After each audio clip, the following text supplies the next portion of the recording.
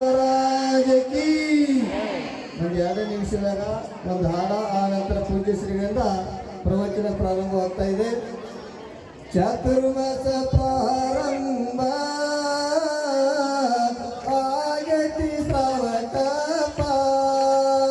ಚಪ್ಪಾಳೆ ಮಾಸ್ರೆ. ಚಾತುರ್ಮಾಸ ಪ್ರಾರಂಭ ಆಗತಿ ಶ್ರಾವಕವು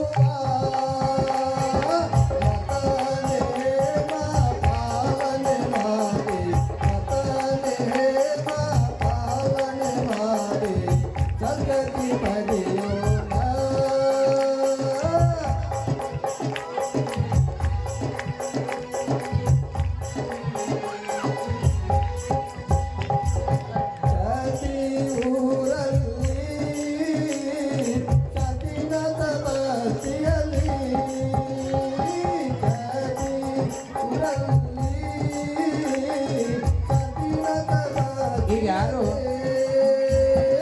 ಪೂಜಾ ಬಲಾಚರ ಸಿದ್ಧ ಸೇನರು, ಪೂಜಾ ಬಲಾಚರ ಸಿದ್ಧ ಸೇನರು, ಚಾತುರ್ಮಾಸ ನಾಗರು.